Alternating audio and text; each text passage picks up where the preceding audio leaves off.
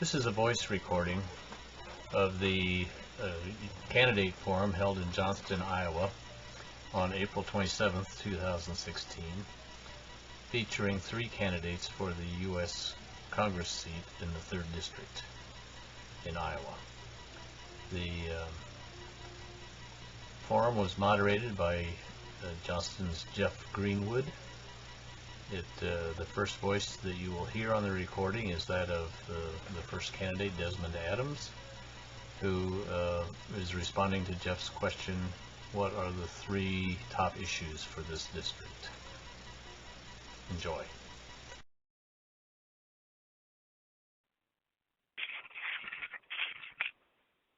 Good evening. Pleasure to be here. Thank you to both the Johnston area Democrats and urban Democrats, the countless other Democrats that are in the room that I know from the surrounding area, both Des Moines, Clyde, Ankeny folks, South and North. It's grateful for you to be here this evening. The 3, after traversing our district several times and continuing to do that, I would say the number one thing that impacts our district is poverty. I believe that the poverty, when you have 3/4, 75% of the students of the Des Moines public school system, the largest school system in the state of Iowa, and they are on 75% of the kids are on free or reduced lunch. That means that a parent is either eligible at $15,000 for one child or $21,000 for 2 children. So if 3 out of every 4 kids, that would mean that 3 out of every 4 families or guardians. In addition, poverty rates in our southwestern corridor, seeing how we have lost 9 out of 16 counties have lost population. In addition to job loss and job leaving, poverty is striking and are deeply in the gut of our southwest corridor. So I would say poverty. Second, a big challenge I would say a livable wage. I would say a livable wage. I think that it's asinine and also criminal that a person can work 40 hours a week, but yet still needs to be assisted by the federal government in order to put food and bread on your table. I think that de-incentivizes and it doesn't incentivize the right thing. You go to work and you're doing it the right way, and you care about adding value to the community, I think that you should be able to be paid according to your productivity. Today, our citizens are not receiving a wage that will keep the federal government from creating subsidies to put food on their table, even though they're working 40 hours plus a week, and companies have an all-time high revenue. So I would say a livable wage. And third and most significant in that space is I would also say along the economic lines of action, I would say climate change.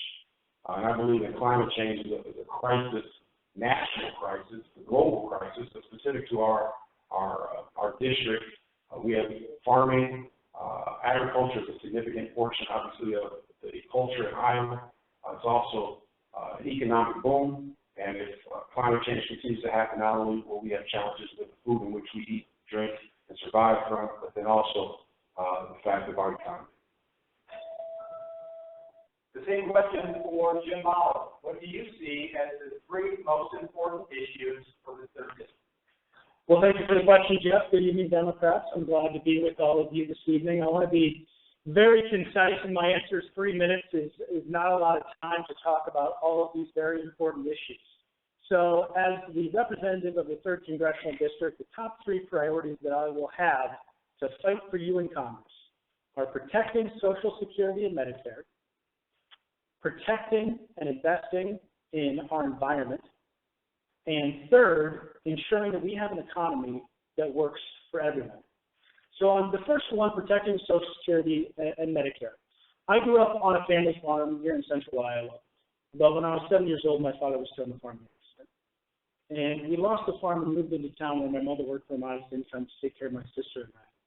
But the only thing that really kept our family from falling so far down that we couldn't get back up was the basic social safety net, and in particular, Social Security survival benefits. And so I am a strong believer and supporter in the basic social safety net, particularly in Social Security. That's so important for so many families and seniors, and Medicare as well. We need to lift the cap on contributions to Social Security from the wealthiest among us. We also need to allow Medicare to negotiate prescription drug prices to help bring down the cost that Medicare is facing. Now, the National Republican Campaign Committee, Republican super PACs right now are fighting our ability to negotiate these prescription drug prices, which the VA already does and has found huge cost savings. But the pharmaceutical industry is paying a huge amount of money, and a Republican-backed super PAC, Karl Rove-backed super PAC, recently sent a mailer out to seniors here in the 3rd District saying that if we allow this to go forward, that we're going to take away choice from doctors and seniors. So that's the type of misinformation that exists on these fronts. We need a representative who's going to fight hard for these programs. On the environmental front, on the energy front, climate change is an existential threat. Climate change is an existential threat to our world, to our economy. The Pentagon ranks climate change as a top national security threat. The scarcity of resources, water, etc., will drive conflict in the future. On Friday last week on Earth Day, I unveiled my environmental plan, my environmental protection plan. I encourage you to go to my website, jimforiowa.com, and check that out. My environmental chair, Rick Smith, is here this evening. He's a great environmental activist, has done a lot on that front. We need to invest in clean, renewable energy. On the economic front, we need to have a level playing field for everyone. That means raising the minimum wage and addressing income inequality, equal pay for equal work, passing comprehensive immigration reform, having paid family and medical leave. We need to do more to fight for working Iowa families, not for the wealthiest among us. Right now, we have a Congress that unfortunately serves Wall Street, it serves lobbyists and Washington insiders, and that needs to stop. We need a fighter. I'm a fighter. I'm ready to get to work. Thank you. All right, Vice Advance, a question for you tonight, wrapping up the first question. What do you see as the 3 most important issues for the 3rd District? I want to reiterate my thanks for both the Urbandale and the Johnston Democrats to hold this forum. I also want to thank you. You're doing what you should be doing as potential constituents of ours. You're doing what you should be doing as citizens and voters, and I want to thank you for attending this. It's important for me, and I'm sure for my competition up here, that you learn a lot about us. And the 3 most important aspects and the problems that I see facing Iowa in the 3rd District are not dissimilar from a number of things that you've heard up here. I consider economic injustice, not only in Iowa, but the 3rd District, and quite frankly in this country, to be the most important aspect of what I believe needs to be rectified. And by that I mean a number of things. The first and foremost is I'm a big proponent of increasing the minimum wage in the state of Iowa and federally. Right now, as indicated, you have a federal rate, an Iowa rate of 7.25. If you work 40 hours a week, full-time a year, you're still considered to be in poverty. Very important aspect of what I believe should be changed, because not only do you bring individuals and families out of poverty, you provide them an economic base where they can advance and educate themselves and their children. The second area is a very important aspect, and I ran into this and worked with this in business considerably. There's 110,000 households in the state of Iowa that are actually led by women. And the difference in incomes and pay for the work that they do is a travesty. It's long overdue that we created legislation in this country that countered the negative effects. Those women are at a disadvantage for no other reason than their gender.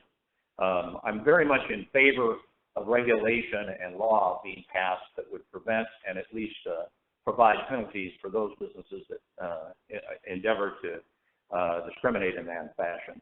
The second area that I'm very much in favor of and believe is an important issue here in the 3rd District is the protection of Social Security and the social safety net. I, just like Jim, was a participant in a benefit of Social Security. My father passed away when I was a junior in college. I received survivor benefits. My mother paid my remaining college with those benefits. I also accelerated my hours to save on money. But I would certainly be in agreement that the cap on the Social Security taxes should be increased, and I believe that is an important thing that we should consider in Congress.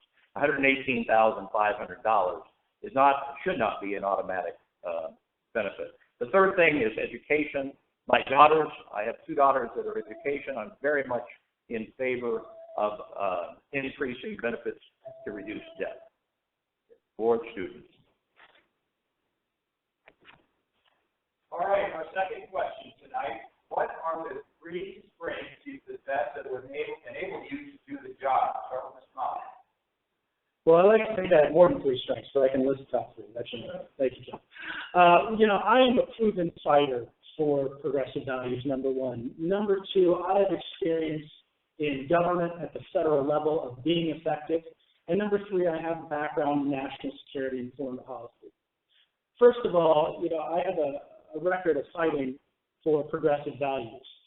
I've done a lot of work for Democrats over the years. I was Joe Biden's Veterans Director. I served in the Obama administration. I've stood up to the Tea Party. I served as vice chair of the Iowa Democratic Party. My family faces the same problems that working Iowans face, that working Americans face every day.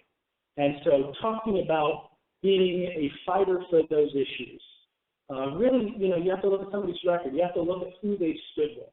You have to look at who stands with them. I'm proud to have 10 labor endorsements of labor unions. I'm proud to stand with the unions and be the union candidate. I'm proud to have been endorsed by another great progressive legislator here in Iowa, our only Democratic Congressman, Dave Loebsack, who's getting a little lonely over there in the 2nd District to need some company. And that's what's going to be really important, is that I'm a proven fighter. I'm going to go to Congress, I'm going to fight for you every day and fight for our progressive values. Secondly, I will hit the ground running. I have experience at the federal level of actual government. I served 3.5 years in the Obama administration at the Pentagon. And I had a couple of different roles there. I was the Army's lead representative to the Council of Governors. So I worked with the 54 state and territorial governors, both Democrats and Republicans, on Army national guard issues. I also oversaw the Army Office of Business Transformation. I had to work with the House and Senate Armed Services Committees, the politics from inside the Pentagon, which are about as bad as politics outside the Pentagon. And I also had to work with the defense industry. I had to go line by line of the law. I had to go line by line of the budget. I had to go over to the Hill, work with the Armed Services Committees, fight for the things that needed to be changed, and I was effective. I got the job done. And within the Pentagon, without cutting any services, saved $3.5 billion taxpayer money. That's what my record is. That's what I bring to Congress.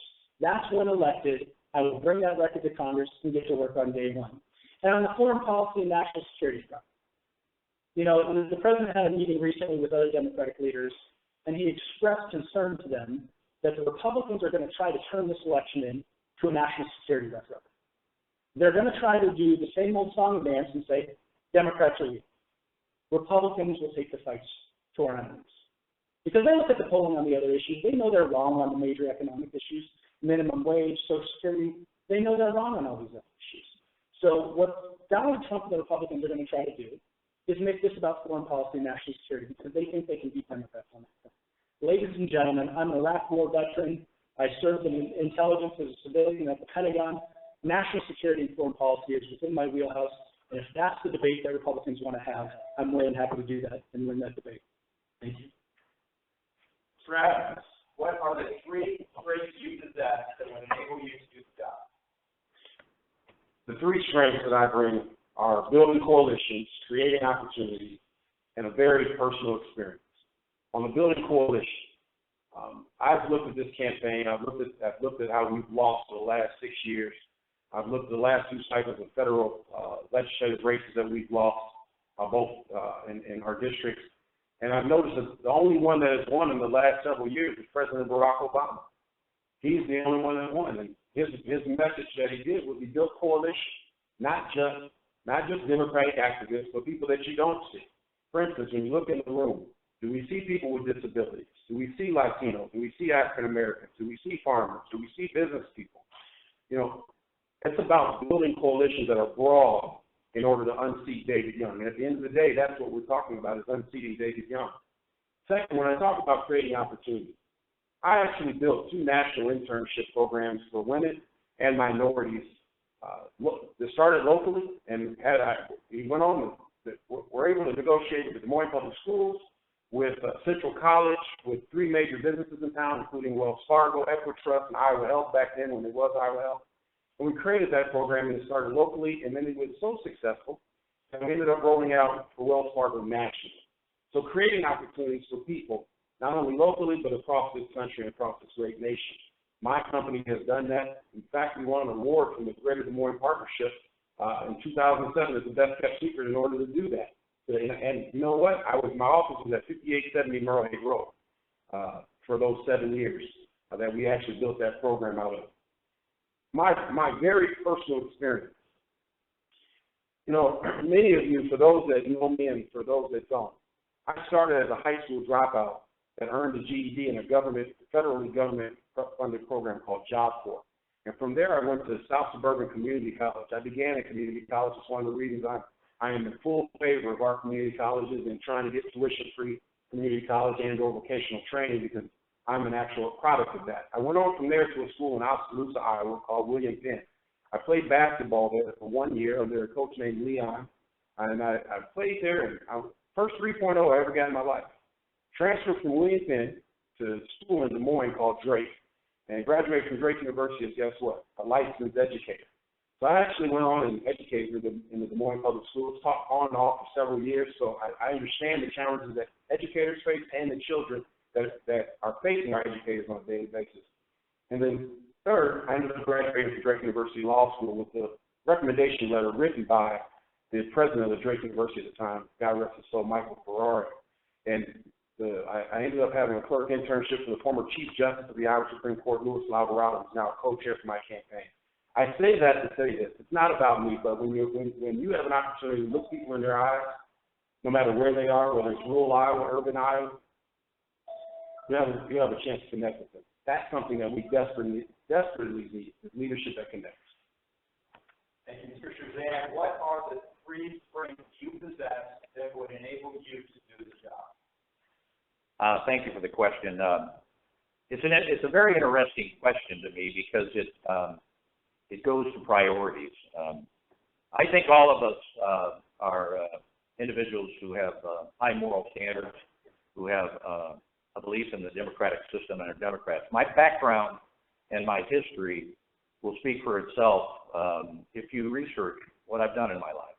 And I'll tell you what is most important to me, which reflects what I believe my strengths are. What is most important to me is my family. I'm fortunate enough to have a wife that we were married 38 years. We were fortunate to have 3 children we raised, all of which are graduated from the universities, 2 of which are educators. The third is an attorney. Now, those people are the single most important. I understand what it's like to go into debt and to pay for college education, how it affects you mentally, and what you have to do to deal with that. I understand what families go through that have very little resources. I was raised on the east side of Des Moines. My father and mother, my father was a Sears roll-up salesperson, washers and dryers. My mother worked in the accounting department.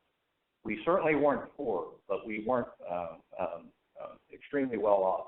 I learned from them the important things of working and working your way to a successful life. The second thing, the experience and knowledge I've gained through running a company and from the very beginning, starting a company with the help of many, many employees to grow it into a large organization. My background is such that I was president of a firm actually located about 3 miles away from here, about a half a mile away from here.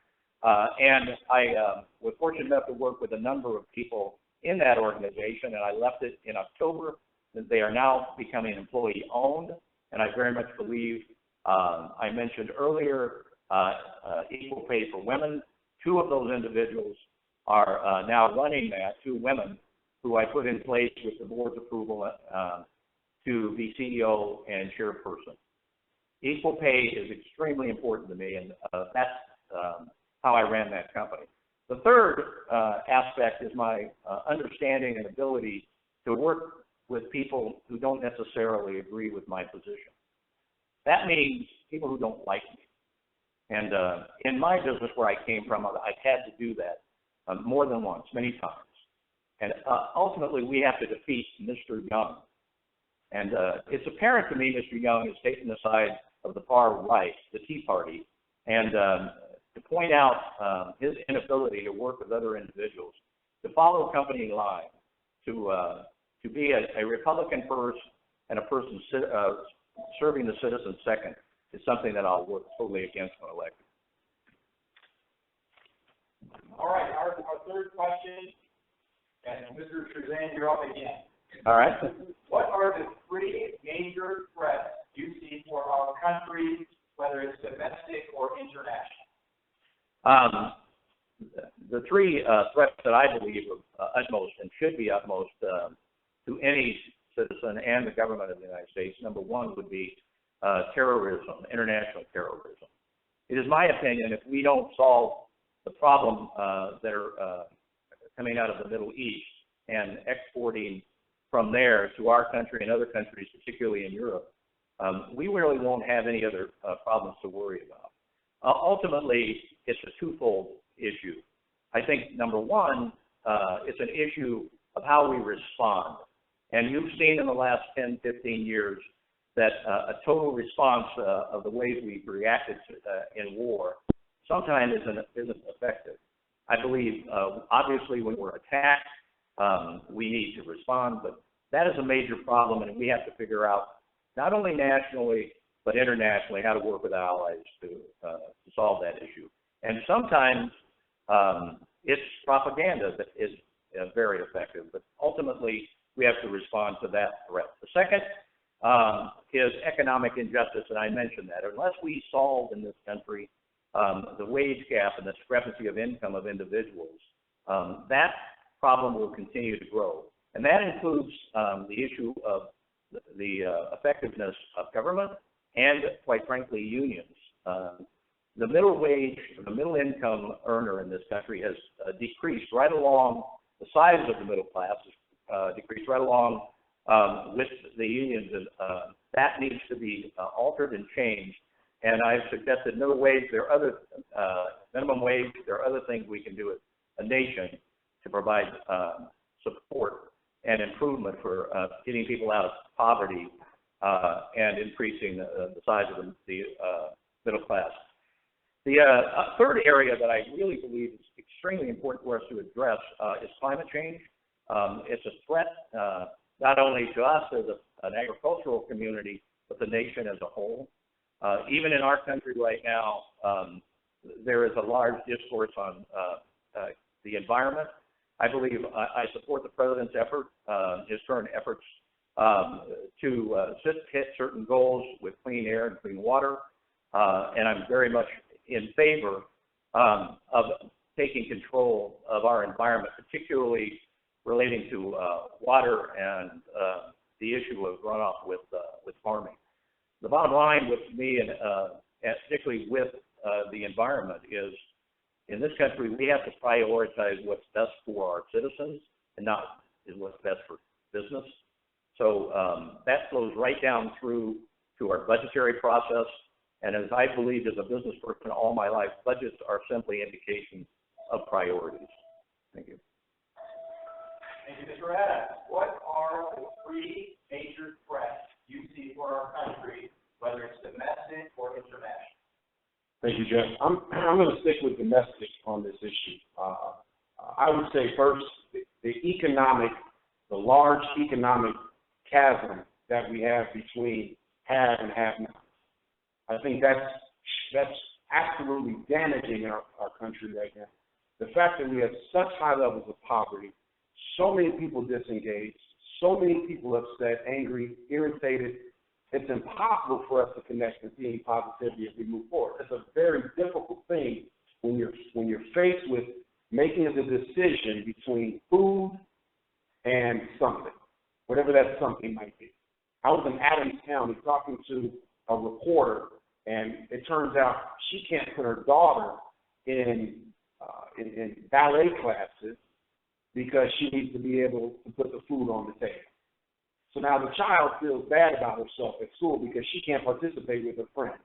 So now it becomes this never-ending cycle of negativity that we have to address that, and I think Citizens United did a really poor job. And I'm going to pivot that into our political discourse today. I don't know what happened. I have no idea. I was born in 1973. I was born after the 50s and the 60s and quite a few years after the 20s, 30s, and quite a few years after the 1800s. But the reality is, some of the issues and things that I am dealing with, and facing today are things that were faced and dealt with by many of the folks in this audience many, many years ago. At some point, we have to have political leadership, not just folks that want to run for public office. Not just people that want to carry the badge because that's what they want to do in life, but because they actually want to be a leader and they step up. I don't see it any other way. If I did, I wouldn't have gone from a high school dropout to graduate from Drake University Law School. So I don't see the fact that it's not possible. I see that it is. I don't look at a cup that's half empty. I look at it half full. If I did it any other way, I wouldn't be in front of you. And my third is what I said earlier in the very first question. Climate change is real. I used to be one of the folks that said, okay, it's weather, until I learned. It's not the weather. Really, real basic. Remember the ecosystem that you learned way back in school, bug, this eats that eats this, eats that, and we eat this. What happens if a tree can no longer keep its habitat? Well, the tree's not there. Well, it's not just the tree. It's the bird that sits in the tree, the bird that nests in the tree. And the bird can't eat something else. And if that doesn't get eaten and this doesn't eat it, then we suffer. There's a lot of issues around climate change. Some economic, some are very self-serving regarding our future well-being and the ability to sustain ourselves as a race and as a citizenship and as a country. That's critically important to our nation as we move forward. Thank you. Mr. Mueller, what are the three major threats you see for our country, whether domestic or international? Thank you, Jeff. The three major threats, the most important threats that I see that we're currently facing are terrorism and the rise of the cyber domain, the global economy, trade, and environment, and greed, our inability to govern, and campaign finance. When you look at the rise of terrorism and extremism around the globe, it's a very difficult problem for the United States to face. Traditionally, we had faced more kinetic, kind of force-on-force conflicts around the globe, where we went to war, we had armies fighting armies, the battle lines were clear, we understood the threat, we understood the complexities, but we could face that, we could go to war. And when we look at terrorism, what we see now in this complex problem set we see with ISIS, we see on the ground in Syria, with the Assad regime, with the Sunni, Shia, Kurd divide, the complexity of this, the ability for the United States to approach these threats in a smart and strong way is the right approach. The Republicans and Donald Trump continue to preach a strong approach, but it's reckless. And it's not a true option. The extremism that we're seeing is that they want to come in and carpet, but they don't understand the problems that we face. The president has shown extraordinary restraint and leadership in working with our global allies, working with our Arab allies on the ground, putting a small number of enablers on the ground, helping the Iraqi security forces and others take the fight to these extremists. From there, the cyber domain, which also, I think, moves into our global economy, we have, the cybersecurity in this country, the fact that we face national security threats, intelligence threats, the loss of intellectual property that numbers in the billions, nations like China who are hacking into our computer systems, stealing plans from American companies. It's a major threat. We need to invest in cyber defense. On the global economy, trade, and the environment, once again, climate change is an existential threat that we need to face. We need to put into place, when these trade negotiations do happen, there need to be proper environmental protections. We need to be against bad trade deals like the Trans-Pacific Partnership, which does not have labor standards in place. It does not have environmental standards in place. And that's what a major threat as we move forward. When you look at greed, trying to rein in Wall Street, the president's signature Wall Street reform bill, Dodd-Frank, we have greedy Wall Street bankers who, tried to buy their way out of that. They tried to lobby against passing Dodd-Frank and reining in Wall Street, and that massive income inequality that we're seeing because Wall Street bankers are making millions, and that, the Republicans would have you believe that would trickle down to everybody else. And that's just not true. But the extremism and our inability to govern, that means passing comprehensive campaign finance reform, so that corporate political action committees and Wall Street millionaires can't come in and try to buy elections. Thank you. Our fourth and final advanced question before we take some audience questions. What are the 3 positions or actions that incumbent Congressman David Young has taken or supported or did not support that make you feel he has failed the 3rd district? Beginning to Brad. Well, I tell you what, we don't have enough time to right off the bat, David talked about when he was running his race in order to be elected. He mentioned that he would not vote against the Affordable Care Act. He would not be in alignment with his party, and he would not do that. He campaigned on that. The very first thing that he did when he got to Congress is he voted against the Affordable Care Act. That's the very first thing. Actually, my colleague to my left had mentioned about how David did not even vote to support an infrastructure bill regarding our highways and our bridges in the 3rd Congressional District that impact us. Our roads here, I don't know if you folks ever been on P62 going to Elston. I was last week. Don't ever do that in a really small car. Use your truck instead.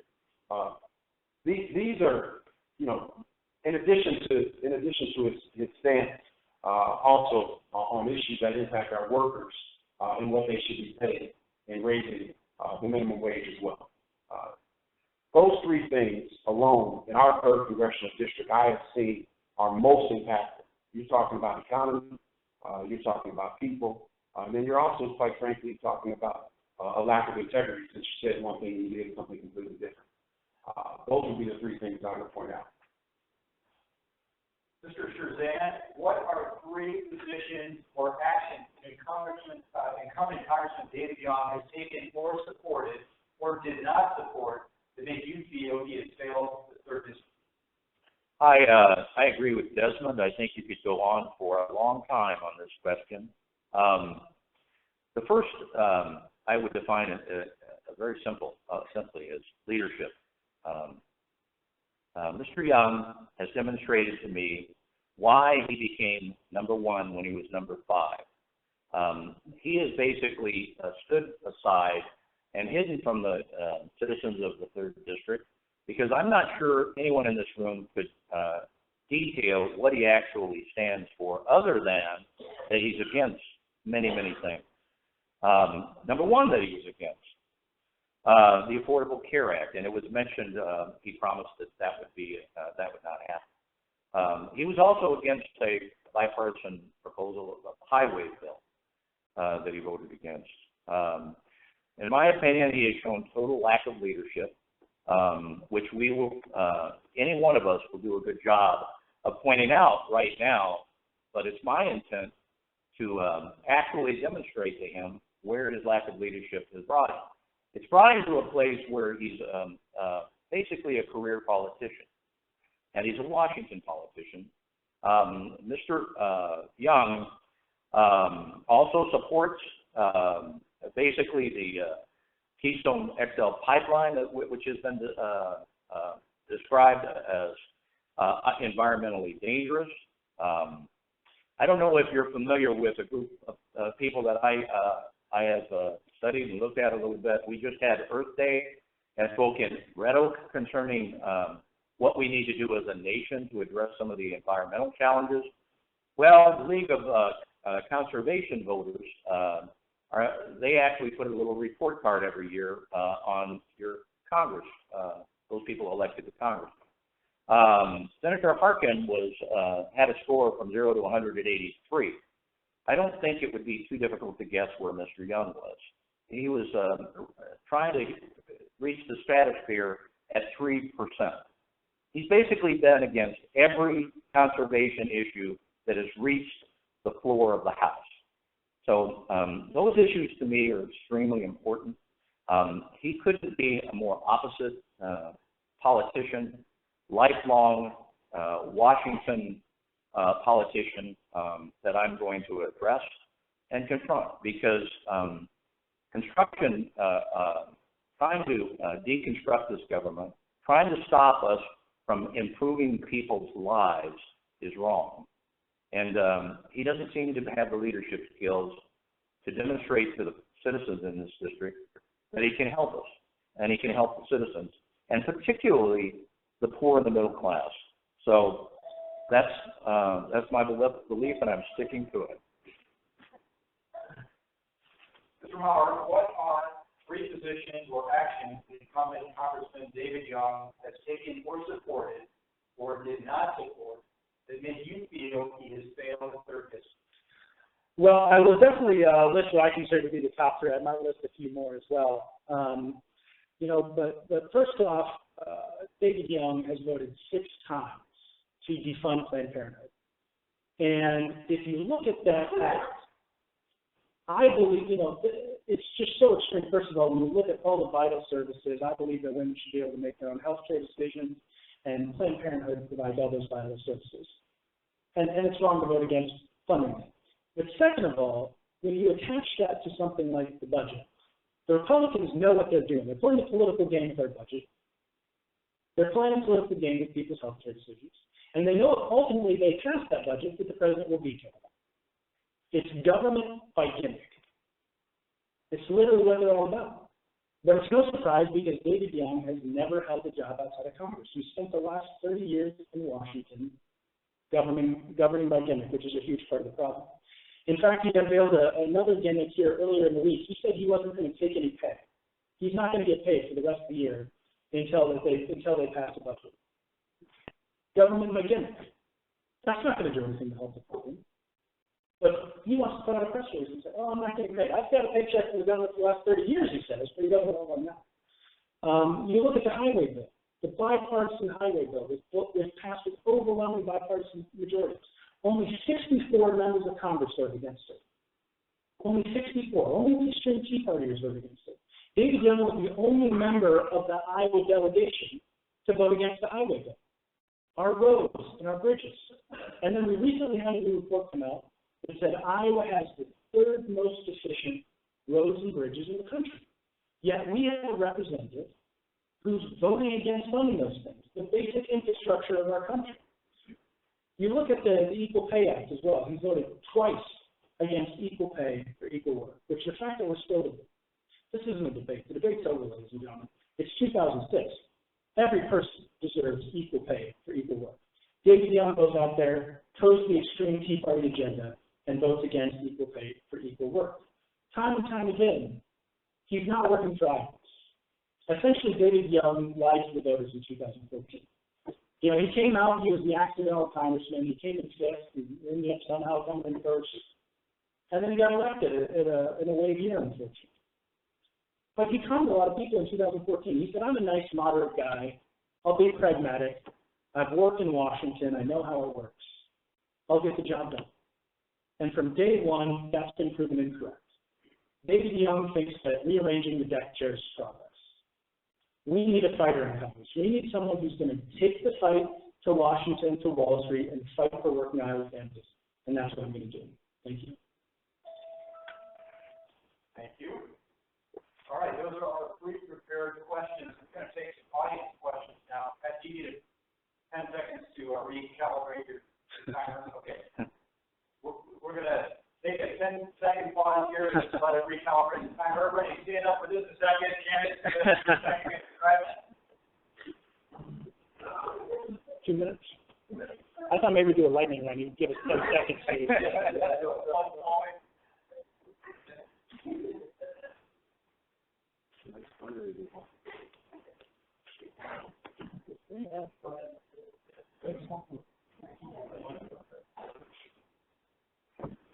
All right. Good stretch. Thanks for doing that.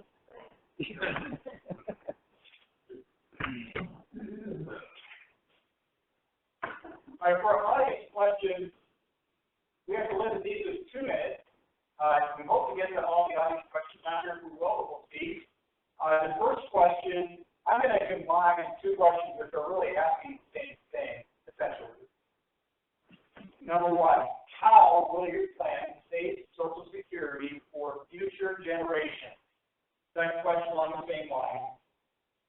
What do you think needs to be be done to keep Social Security and Medicare the most successful poverty-fighting programs in the history of this country? We will start with Mr. Bauer. Well, thank you. And you know, obviously I covered a little bit of this question earlier in my response, but Social Security needs to be fully funded. And the way that we fully fund the Social Security Trust Fund is by lifting the cap on contributions. Those folks among us who've been very, very successful and make a whole bunch of money owe it to our system. They owe it to all the Americans who've done a lot of hard work and who maybe have not become as wealthy as they are. And that means eliminating the cap, they can pay Social Security so that the program is fully funded. We also need to look at the cost of living adjustments. Seniors on Social Security this year received no increase in their cost of living. And, you know, that's because of the calculation that we make on cost of living adjustments is wrong. This is something Senator Harkin had a bill and a proposal when he was in the United States Senate to adjust. Now, Republicans actually want to go the other direction. They have something they call change CPI, which would actually bring down the cost of living adjustments and make it small. When in fact, seniors have unique costs. They have a different set of costs than the average consumer in our country. And so their cost of living adjustment needs to be based on those specific costs that seniors face for things like medication, transportation, et cetera. On the Medicare front, you know, I talked about obviously our ability to negotiate prescription drug prices. Part of keeping the price of prescription drug prices low is stopping pharmaceutical companies from advertising. You know, you all see these advertisements on TV. You know, go ask your doctor about this drug. You know, it's going to cause itching and all these other things, but they'll be all right. That means that at the end of the day, when you go get that, if you need that medication, you're going to pay more for it because you're paying for that advertising as well. And we need to fully fund the National Institute of Health, come up with real cures for the diseases that we face. My youngest son has a rare neurodegenerative disease that there is no treatment and no cure for. If we invest in the future, we can bring down the cost of medication and the cost of care. Alzheimer's treatment is the largest single thing that we spend when you look at Medicare's funding is Alzheimer's. And so if we can cure these diseases, we're going to be in a lot better place for a lot of reasons, but the cost of Medicare will be in a lot better place as well. All right, Mr. Scherzan, how will your plan save Social Security for future generations? What do you think needs to be done to keep Social Security and Medicare the most successful poverty-fighting program in the history of this country? The issues that are quite interesting to me is some of the things that are brought up to me on the campaign trail. And it is amazing to me when I get this question from somebody who happens to be under 40, 50, in the years that they're looking toward Social Security and Medicare. They don't believe, many of them, that it's still going to be available to them.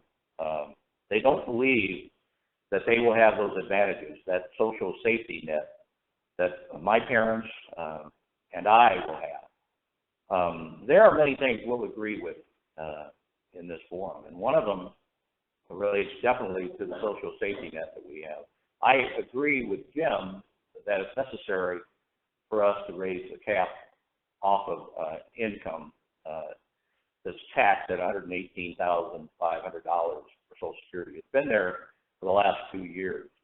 I don't think it is just when you have an individual who works at Bridgestone or a nurse that works in rural Iowa or a teacher that works in the Des Moines Community School System, public school system, that has to pay 100 cents of every dollar of their earnings in Social Security taxes.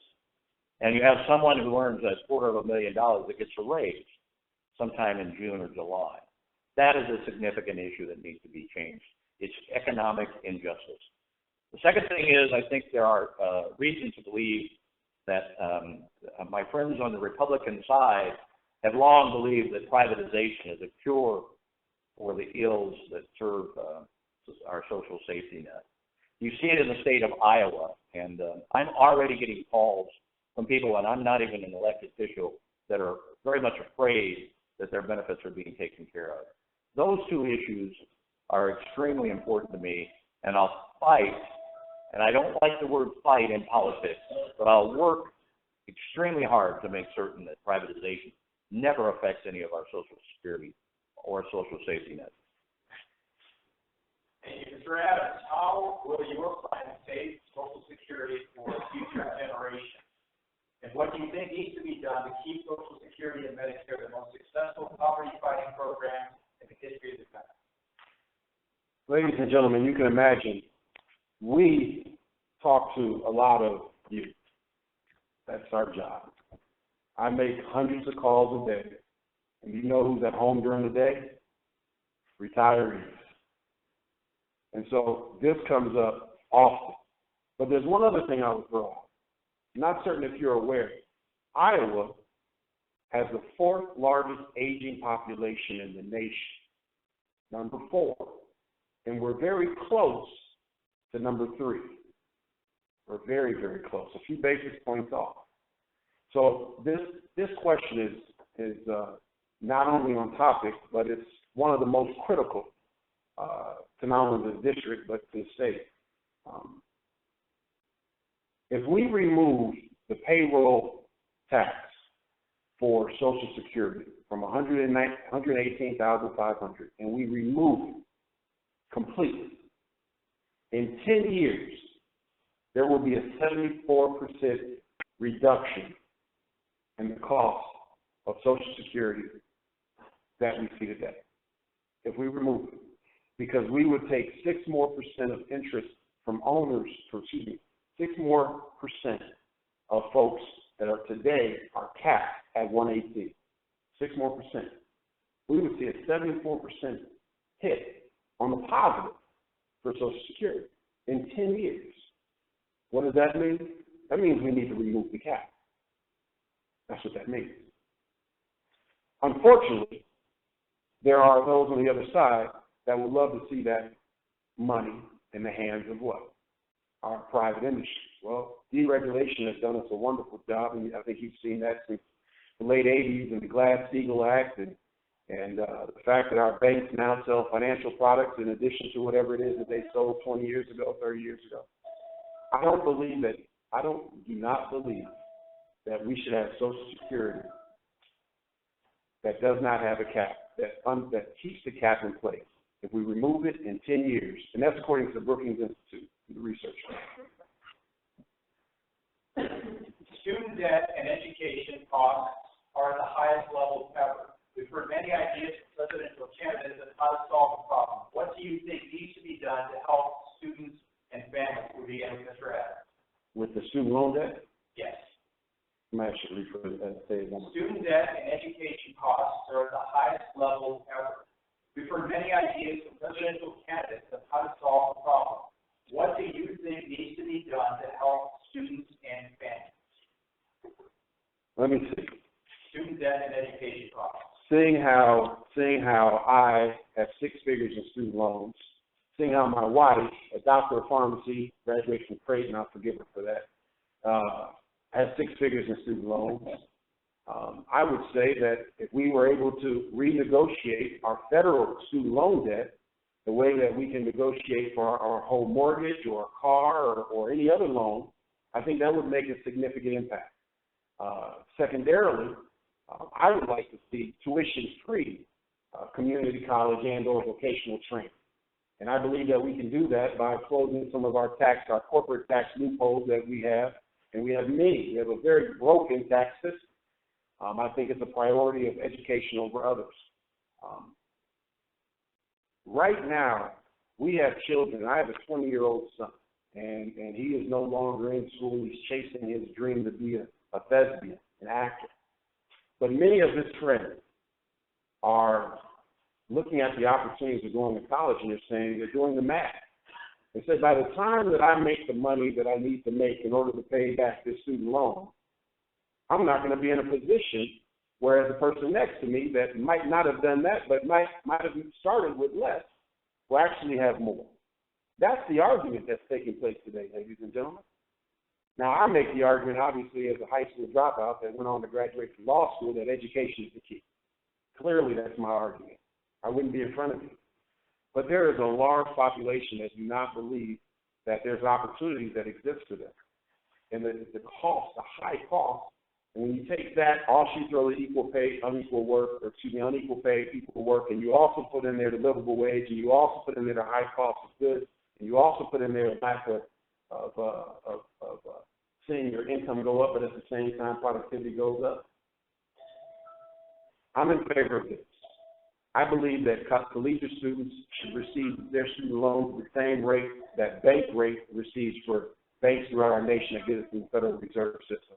If they can get, the Federal Reserve System can give and loan money to financial institutions at 1%, I believe that students should be able to do the same thing that adds value to our country and to their lives.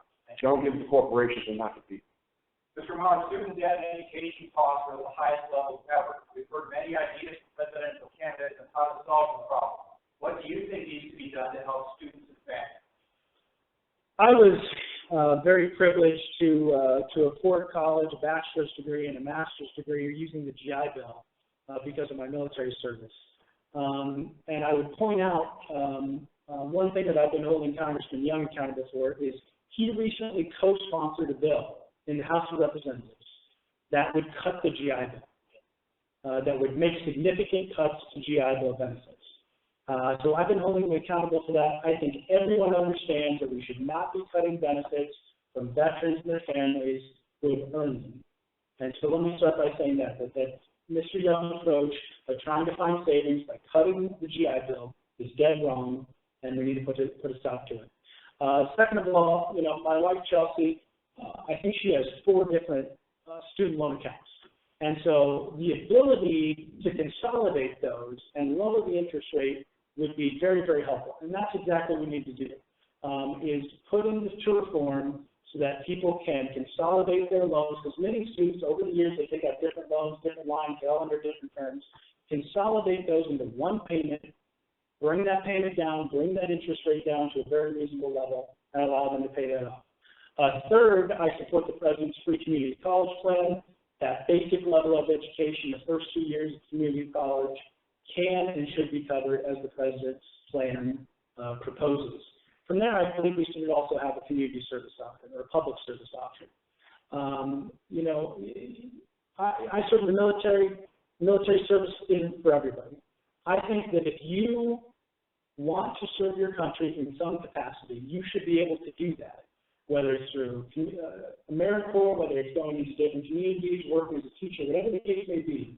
If you earn a degree and then want to go to work for a period of time for our country, you should be able to do that and pay down your student loan debt. So having a community service option in place. Some people want mandatory, some sort of mandatory public service option. That's not the right approach, but a public service option. Mr. Shazan, student debt and education costs are at the highest level ever. We've heard many ideas from presidential candidates on how to solve the problem. What do you think needs to be done to help students advance? In this campaign, I try to understand issues. I try to connect my personal life with issues and my experiences. And I'm fortunate enough that I've been in a situation where I ran a company that afforded me the ability to pay for my education. I was able to go back at 23 years after getting my undergraduate degree to get an MBA at the University of Iowa on weekends for 2 years. That education, which was very valuable to me, cost me $40,000. Now, an undergraduate who, the average student that is a senior incurs anywhere from $30,000 to $50,000 a year currently when they graduate. There are things they don't do when they have that debt. Number one, they don't buy homes. Number two, they typically won't have children. And number three, they won't help the economic engine in this country do the things that it's built to do. They don't buy things. They worry, they pay off their debt. What should be done, it's not complex. The government should not allow rates as high as they are, anywhere from 4 to 7% that these students pay. Not only should they put caps on those rates, but they should be allowed to refinance. In addition to that, we should seriously consider making tuition tax deductible. Very much in favor of that concept. In addition to that, public work, public service, like we saw in the 60s with the Peace Corps, should be a way that you can work your debt down. Those are things that young people and people in my age group can buy into, but at whatever age they want to educate themselves.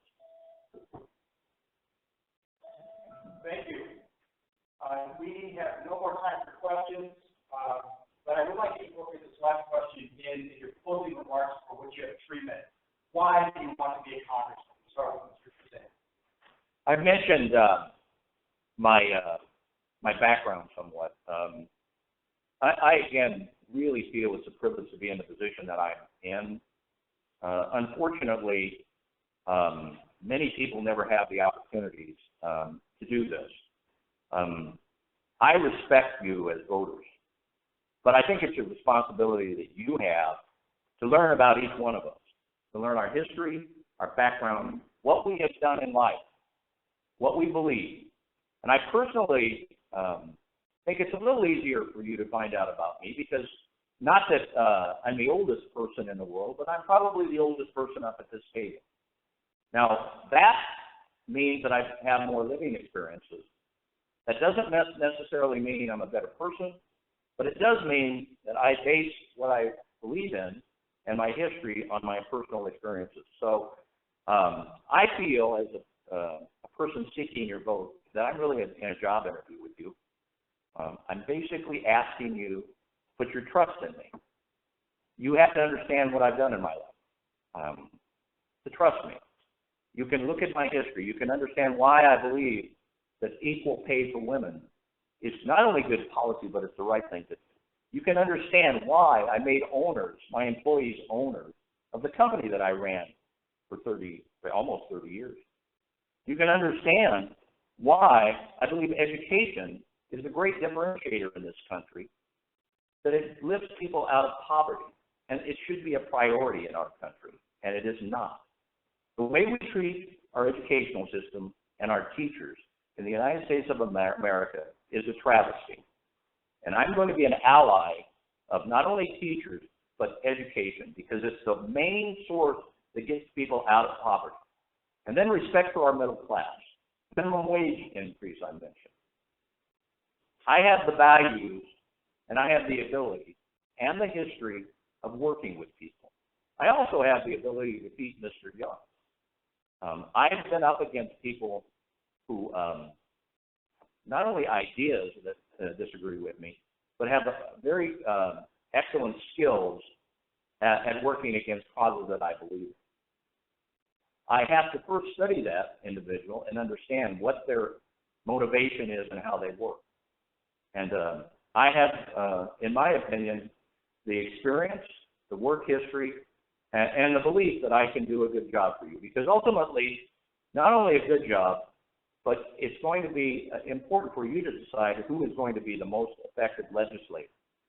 And I just ask you to look at each one of us and look at the history of each one of us and make your determination. I'm very proud of being in this position, but I'm even more proud of what skills you're going to be able to do when you make the decision to put me in that position. If I receive your vote, I'll be very thankful, but I'll be even more honored. Mr. Mauer, your closing remarks, and please incorporate the question, why do you want to be a congressman? My entire career has been about service to Iowa and service to my country, whether it was serving in the Iowa Army National Guard in Iraq, or whether it was serving in the Obama administration at the Pentagon. When the greatest generation came home from war, they invested in the future of our country. They had been part of something much bigger than themselves. They believed in collective action. They invested in our roads, on our bridges, on our schools. They believed in doing the big things. They put a man on the moon. They believed in that collective action. And whether they were a Democrat or Republican, they all believed that if we worked hard enough together, that we could get the job done and move forward, because that's what they've done. Every American has been part of that in some way, shape, or form. And that's the stark ideological divide that we face today. We have individuals on the other side who don't believe in going forward. They believe we have to stop. We have to stop investing in the future. The only way to go forward is back. And that's wrong. I'm a fighter. I've taken on the tough times. I'm going to go to Congress. I'm going to fight for you. Not for Wall Street, not for Washington special interests, not for an extreme ideology, but for you. For working Iowa families, just like mine, that impact my family. Addressing income inequality, raising the minimum wage, equal pay for equal work, paid family and medical leave, paid maternity leave, passing immigration reform, protecting our environment, addressing climate change, expanding the Clean Water Act, expanding the Clean Air Act, protecting the President's and the EPA's Clean Power Plan. That's what I'm going to do. I'm going to fight for you. I ask you to join my fight to win in November, to go and beyond. Thank you very much for the opportunity to be with you. I'm glad that all of you take your responsibility as Democrats and as voters so seriously. I think we all wish that every single voter could be in this room this evening. We would have a very informed electorate. We have people who cared passionately about the future of our country. But I'm glad that you're here. I'm glad that you do. And that's why we're going to succeed. That's why we're going to win in November. That's why we're going to make our country a better place. Thank you. Thank you, Mr. Moore. Mr. Adams, your closing remarks, and why do you want to be a Congressman?